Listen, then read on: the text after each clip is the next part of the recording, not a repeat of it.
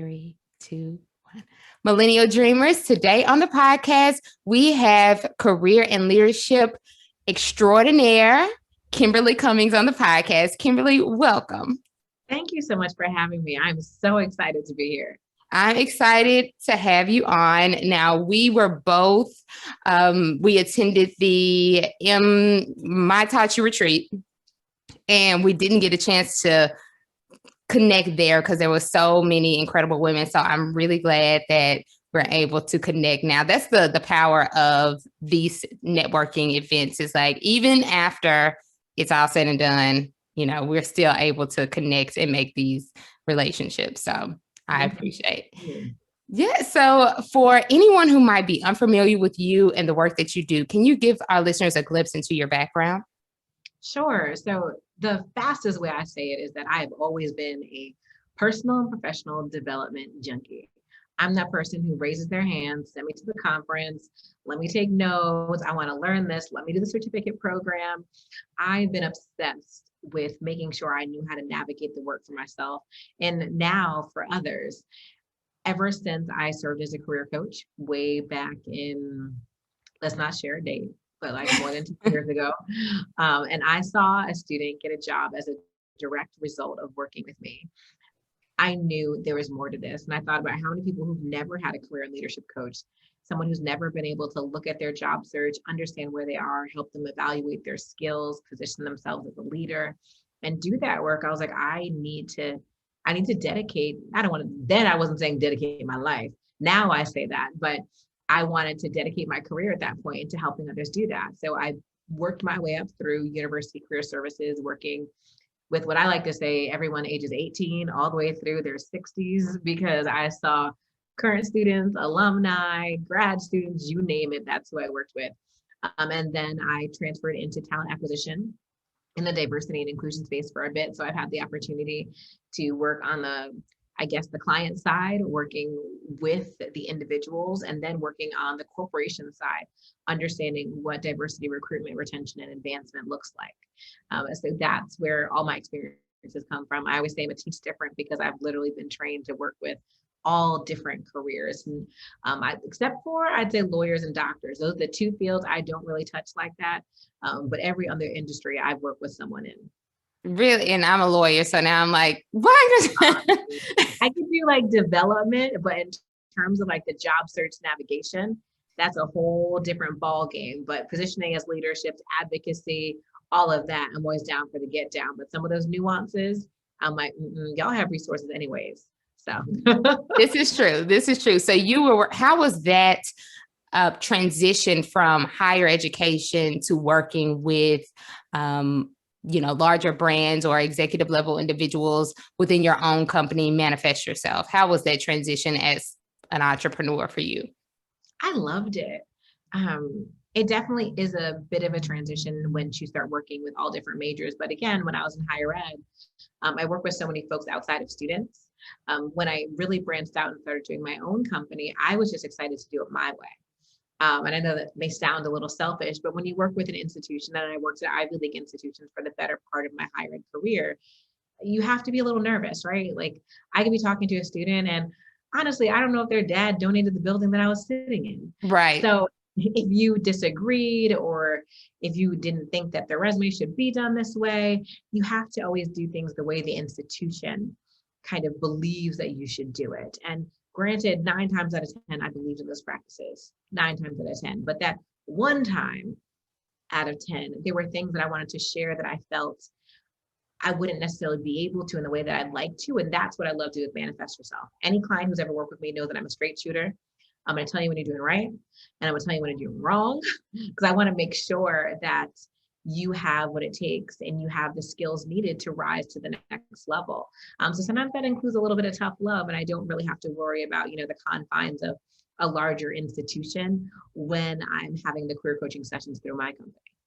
Which is necessary. We need the tough love so that we can, elevate ourselves and not be coddled. So, you've said before that, in order to elevate within one's career, you have to position yourself as a leader. So what does that look like? How can we position ourselves as leaders within our current careers in no matter the field? Got it. So most of the time in minority communities, and I talk about this a lot in my book, we are trained to go to work, right?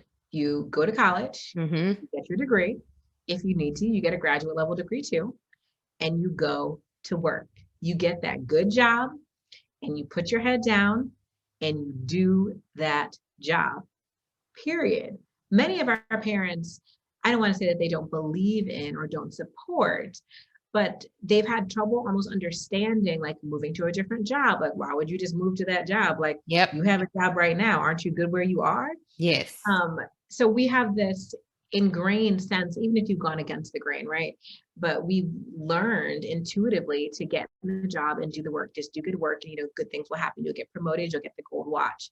And even though many of us are not in that generation, right? Especially our Gen Zs, Gen Ys, millennials, Gen Xs, like we don't have, even though we're in this society, we kind of still have some of those old school values, like deep down. And what I teach my clients is that you have to move from being an employee and position yourself as a leader.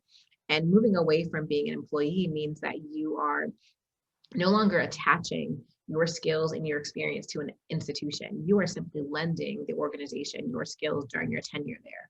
You understand where your role fits within the organization at large. So how are your goals, your tasks contributing to your leaders, to your skip leaders? Why is this role important? You are hired to do a job because the company needs you to help them continue to make money and be sustainable.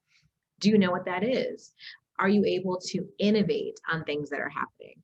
One of my sticks that I always talk about, especially on Instagram, is that you have to be able to make an impact to get promoted.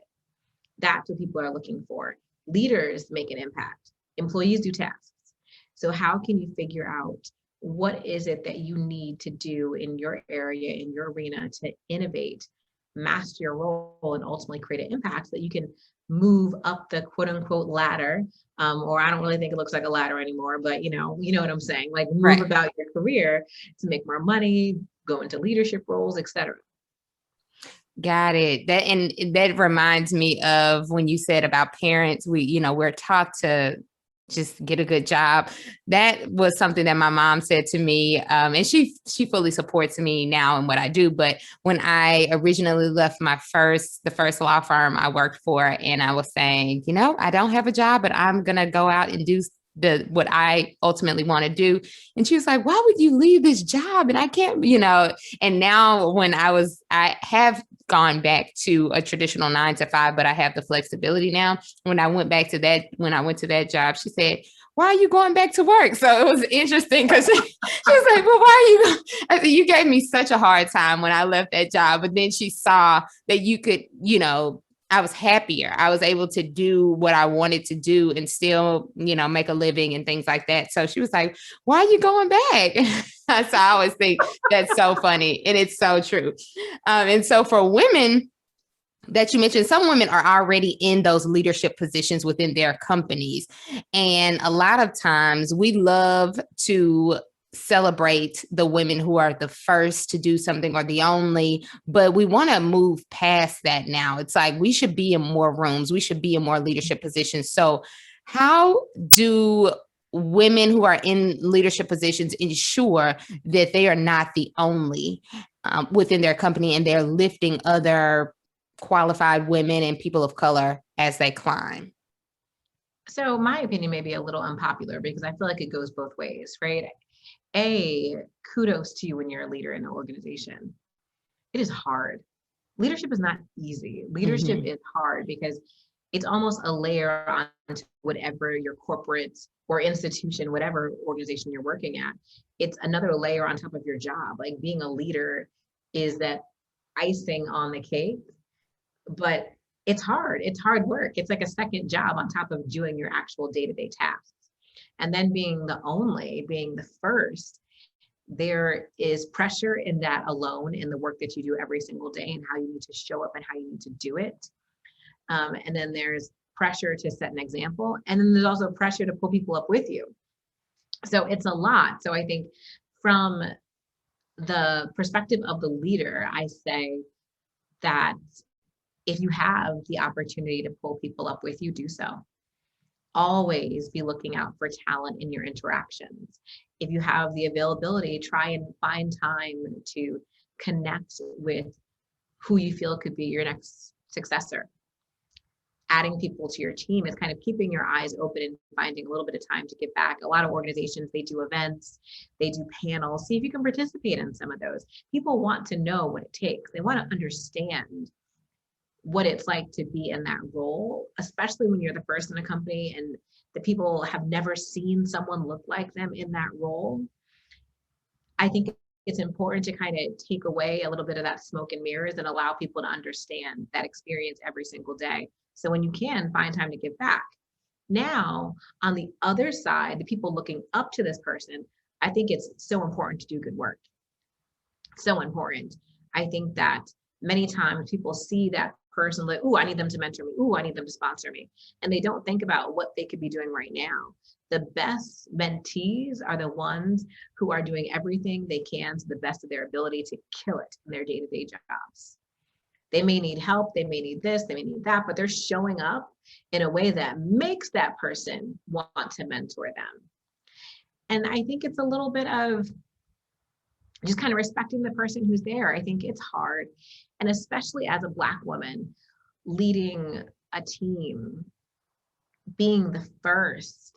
I've had situations where people have said, hey, Kim, like you just strive for the best. Like it's exhausting. Like it's really hard to be a part of this vision where you're always striving and doing this and doing that. But when you're the first, I don't want to say you have to be perfect, but almost. You gotta do the damn thing. Right. You can't be out here half stepping as the first, because the next person who comes behind, there won't be a next person if you don't do it. Exactly.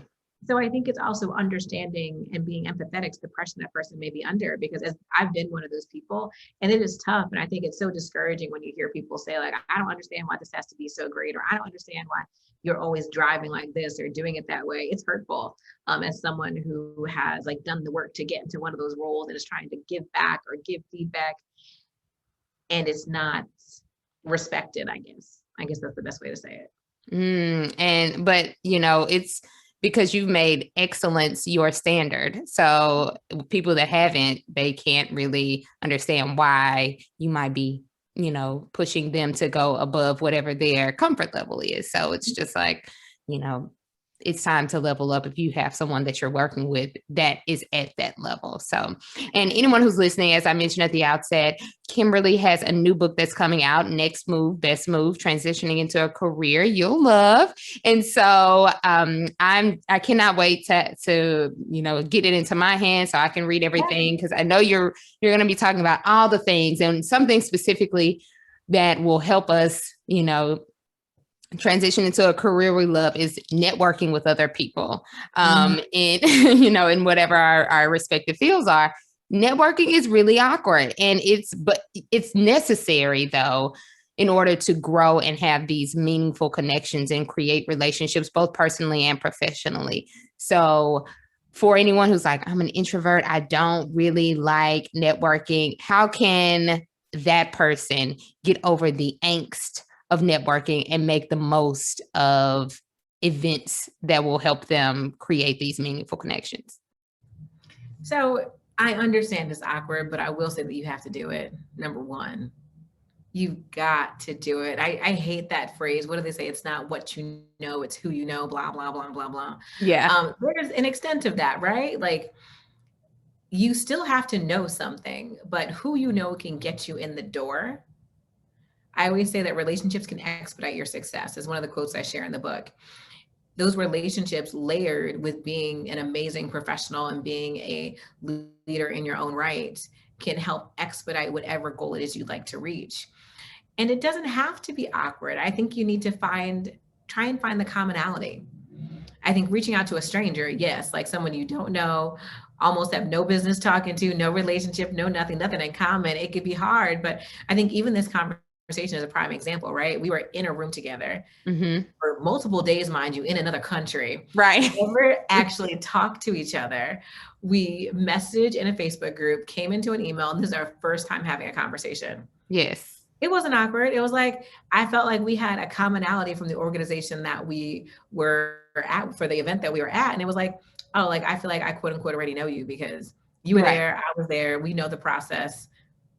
Clearly we could just be best friends. Right. We're just like, hey girl. Exactly.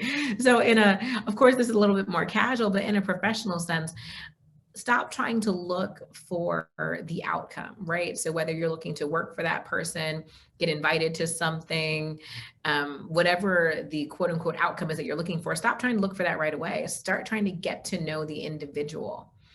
Figure out how they got to where they are. So in the professional world, think about, well, how did they get into that job? What was their role before that? Have they always worked at this company? Why have they chose to work at this company for the past 5 years and not go elsewhere? What do you feel is the number one skill that is needed for someone in your role or in this company? What advice do you have for someone who would be interested in a role like this? And I'm just shooting off like a bunch of questions, all of which are open-ended and could have taken the person 10 minutes to answer, but get to know them. Figure out things that you have in common so you can continue to build that connection. That initial like reach out could be a little tough, but don't get discouraged. And I think networking laterally is just as important as trying to find the super senior people to talk to. So sometimes your peers are the ones who can provide you with the introduction. Or the ones who will also be senior one day too. Yes. So you never know where someone will go. And I think the other thing I always share with people, if you're networking with someone who is much more senior, give them patience and time. Some of my mentors, I waited 3 to 4 months to get on their calendars. And and the time gets close and it's probably going to be rescheduled. Right. A couple of times maybe. And you have to be flexible with them.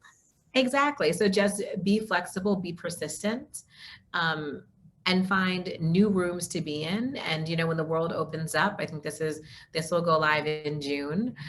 So some states will be fully open. I'm still not ready to be fully open, but when you're in person, make sure when you go to these events, challenge yourself to go by yourself. Stop going with a group of friends and then you only talk to your friends. Challenge yourself to go and have great conversation, and keep showing up. It's going to take some time. Yes, that safety blanket, we have to rip the Band-Aid off and just say, I'm going by myself, because it's like, you already know your friends, but you didn't come to go. You could go for drinks if you were just wanting to socialize with your friends. So that's definitely an important point. And something that you've talked about often, which a lot of people want help on, is salary negotiation.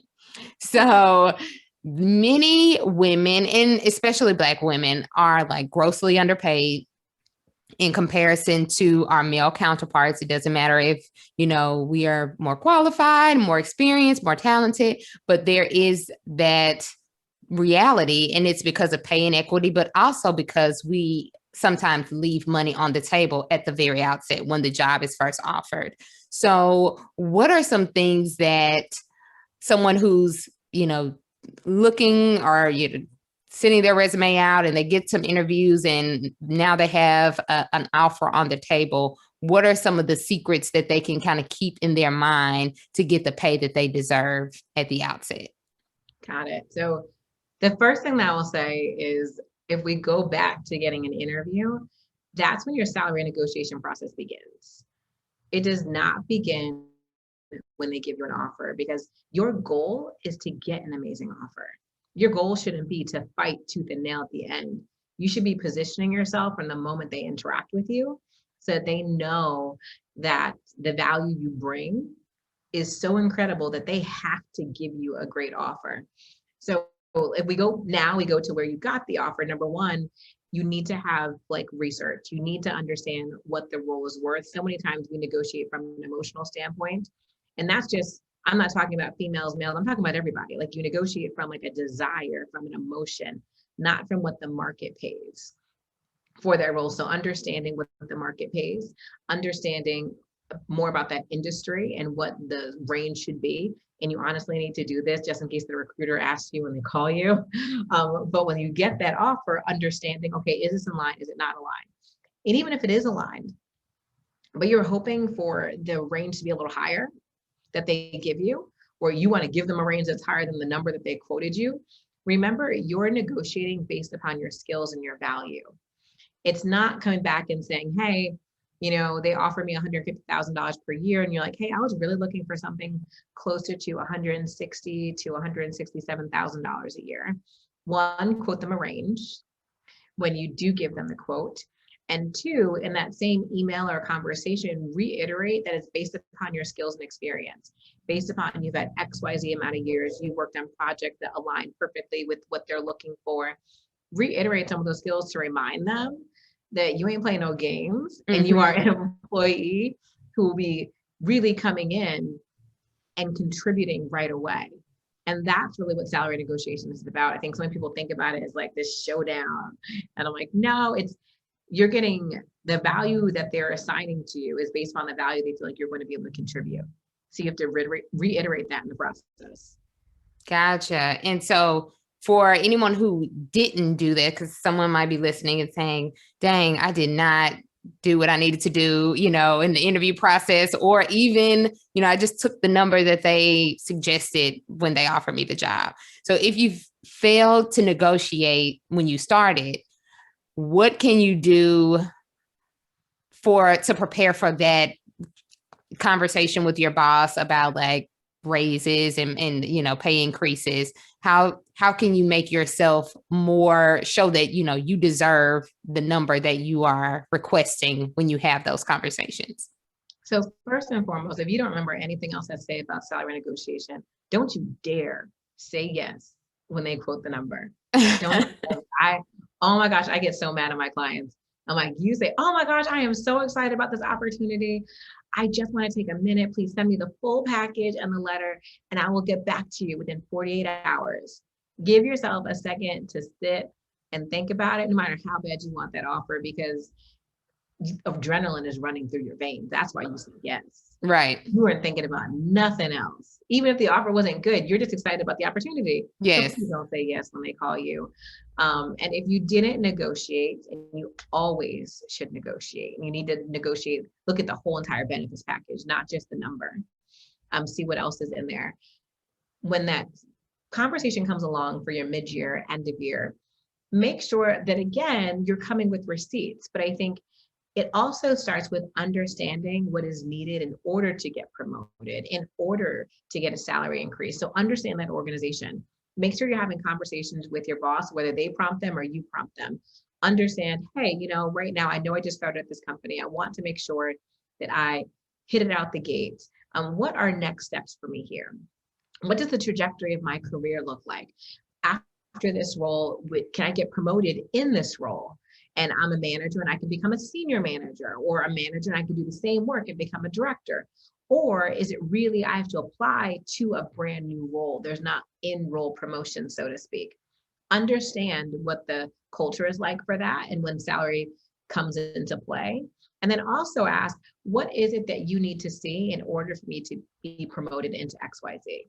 So you have clear ideas of what it is you need to be striving towards. So when that conversation does come about, you can really come back and say, hey, so when we spoke in January, it was clear that I needed to work on A, B, or C, and you needed to see A, B, or C. I'd love to just break down like some of my accomplishments this year, and they're going to relate to A, B, or C, so that they can show that you took the feedback, or you at least took what they shared with you and you really put that into practice.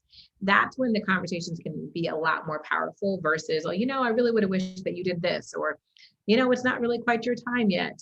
You get that, but you have nothing to stand on if you don't really know what you're being evaluated against. Fantastic points. And I'm glad that you mentioned that it's not just salary that we can negotiate. Like, a lot of people think, I need to kind of have this showdown about how much I'm being paid, but you can negotiate different benefits, including work from home and like whether or not, where you're working. And a lot of people, we were all at home last year for the most part.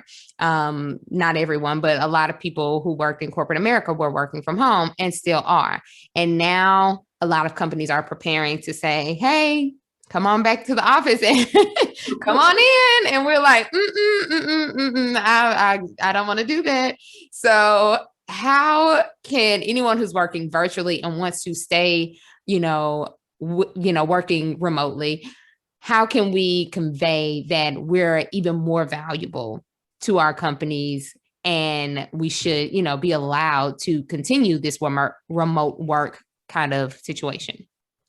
This is such a new hot topic in career and leadership development, because the reality is there are some CEOs who believe, one CEO in particular, he was quoted saying, work happens at work and work is in the office. And that's what they believe. They want people to return 100%, period. They don't care. Phase approach, we will be in the office. Other companies are saying, we understand you've been out for over a year. Work clearly was being done. Many companies have noticed that productivity has been increased since folks have been home. And they're saying, we want people to come back because it's a culture thing where we want the culture to still be intact, because it's kind of hard to have culture when everybody's remote. Right. They're kind of having a flex schedule. So I'd understand, what is your company's standpoint? What are they looking for? What are your policies? Some folks, they're completely fine with keeping remote work. You have to put in a little request in your ABC, you're good to go. Other folks, we'd like everyone to come in one day. Can you do a day, or do you just really not want to? And I think, again, it comes down to the work that you brought into the workplace this year, showcasing that you are able to continue to do your job at home, and just being open and honest. Many companies right now have had to be much more sensitive to what employees really want during this time period. So I would ask for time with your supervisor, explain that, you've been able to accomplish these 3 things, or more during your time being remote, and you would welcome the opportunity to continue to stay remote.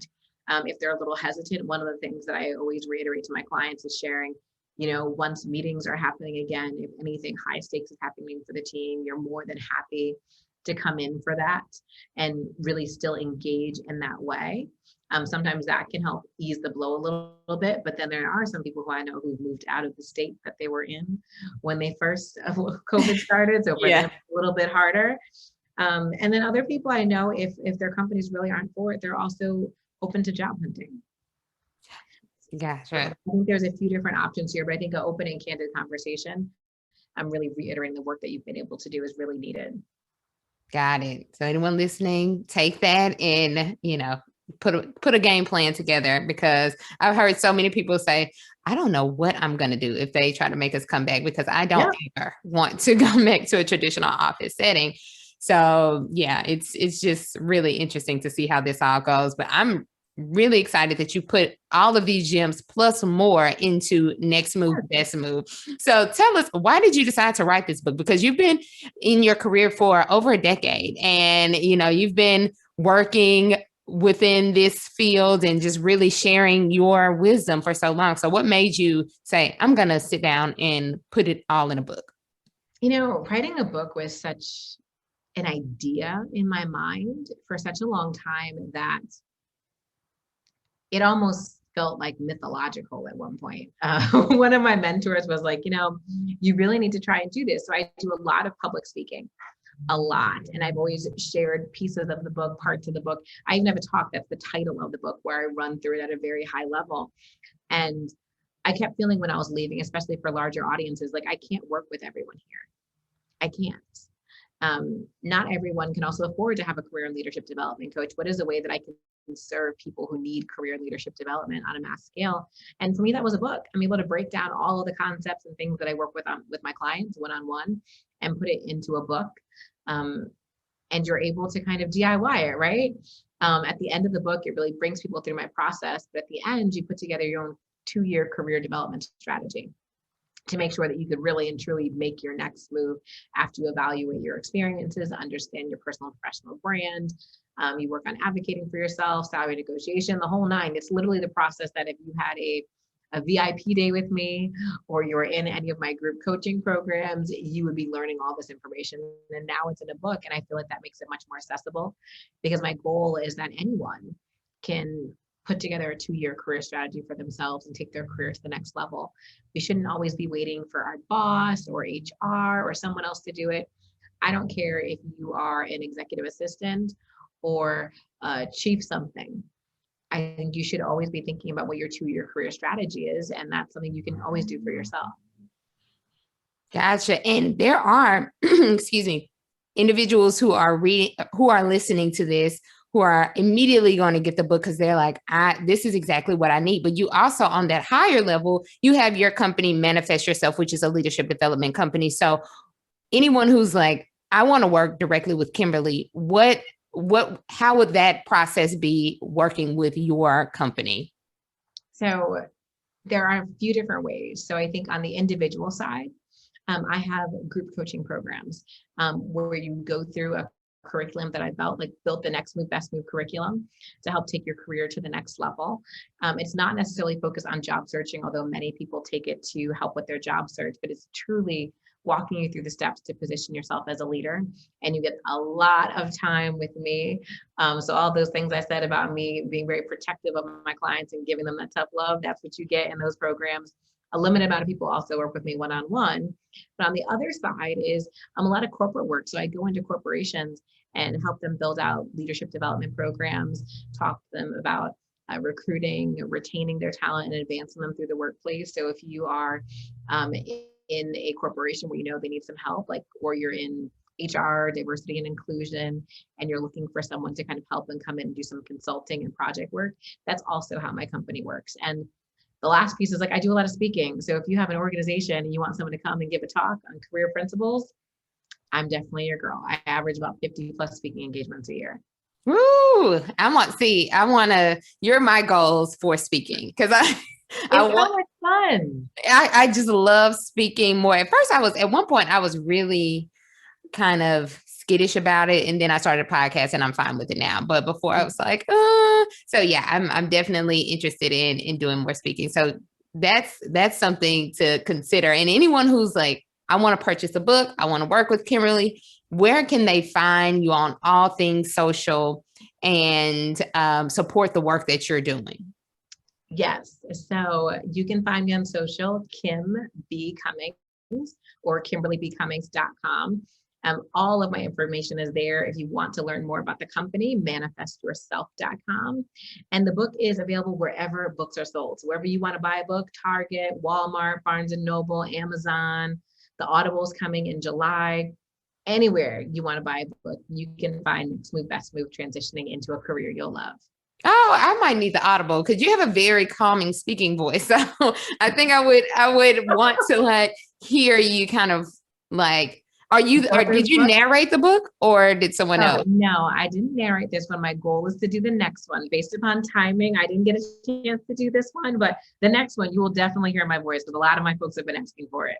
Gotcha. Yeah. Cause I can listen to you.